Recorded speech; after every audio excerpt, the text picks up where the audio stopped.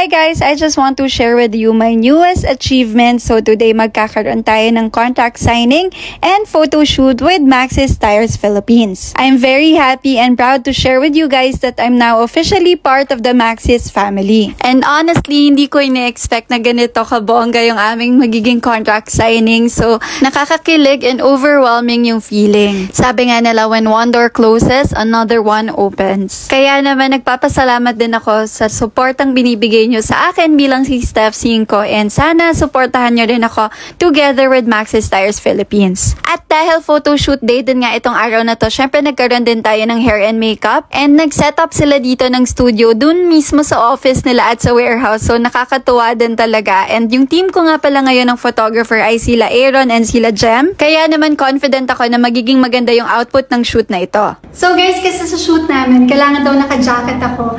Itong mga jacket ko medyo matagal-tagal na siya naka-stock. So buti na lang, nadala ko yung Microtex refresher ko. So ang gagawin ko lang dito, spray ko lang siya sa mga jacket.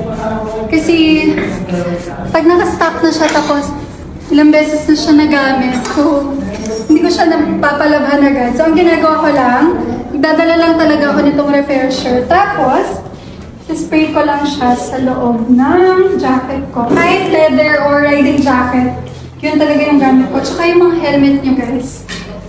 Yun, sobrang effective. Sobrang bango niya. Hindi siya lemon eh. Basta kakaiba yung amoy niya. Tapos, sobrang okay na siya. Kahit perfecto sa mga hindi masipag maglaba ng mga riding jacket. So, pwede na. Ready to wear na siya. And ready to shoot. Okay, tanggalin na natin ito. Kaya guys, kung ako sa inyo, kumuha na kayo nito. Refresher from Microtex Philippines.